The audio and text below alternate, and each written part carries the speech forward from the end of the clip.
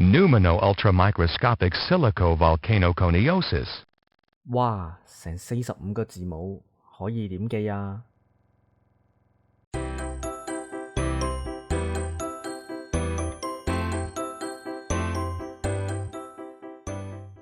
大家試試上網搜尋最長英文單字。如果撇除嗰幾個化學名稱，傳統英文字典入邊最長嘅英文單字，相信就係呢個火山矽肺病嘅醫學名詞。你可能會問，我又唔係醫生，邊有可能記到啊？今日我就會教大家點樣用簡單嘅聯想同埋串聯，就可以記住呢個咁長嘅單字。喺記憶技巧入面，我哋常常會用到一啲我哋相對熟悉嘅事物嚟到幫我哋去記住一啲新嘅知識。今次我哋就會用到我哋自己身體上面10個部位作為我哋嘅線索，幫我哋記住呢個咁長嘅英文單字。首先，第一係我哋嘅頭髮，第二係對眼，第三係個鼻，第四係個口，第五係條頸，第六係心口，第七係肚腩，第八係大髀，第九係小腿，到最後第10啦，就係我哋對腳板。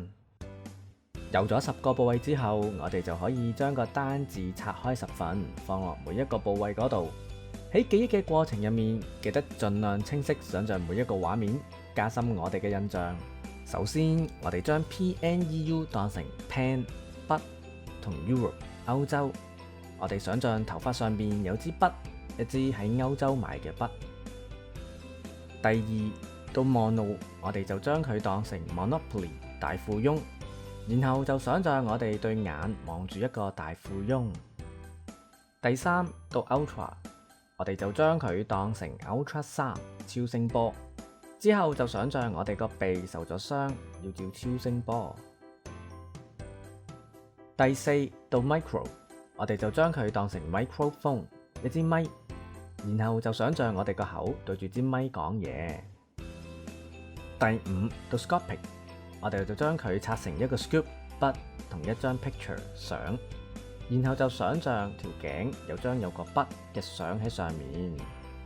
第六，到 silico， 呢度我哋就唔用 silicon 值，因為未必人人知係咩嚟。咁我哋就用諧音，想像為一隻 silly cow， 一隻好蠢嘅牛撞咗落我哋心口嗰度。第七，到 volcano 啦，呢個我哋就可以直接想像肚腩上邊有個火山喺度。第八，到 con， 我哋就將佢當成 contact lens 隱形眼鏡，跟住就想像有對隱形眼鏡黐咗落大髀。第九，到 io 啦，我哋就想像一杯 iced orange juice 冰凍嘅橙汁淋咗落去我哋小腿上面。到最後 sis 啦，我哋就想像一個 sister， 可以係姐姐或者妹妹，佢呢就一腳踩咗落我哋對腳板上面。完成晒所有線索之後，試下每個部位都回憶一次，睇下記唔記得晒嗰45個字母啦。最後提提大家啦，每個人需要乜嘢線索，又或者幾多線索都唔一樣。例如有人會中意直接記 microscope 顯微鏡，又或者 silicon 直膠都冇問題㗎。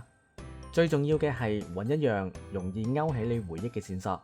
如果你有嘢想記又記唔到，歡迎喺下面留個 comment 俾我哋，同埋記得俾個 like， 然後 click subscribe， 跟住再 share 埋俾朋友。訂閱咗嘅朋友就記得撳埋隔離個鐘仔，咁就可以第一時間睇到我哋最新嘅片。我哋下次再見啦，拜拜。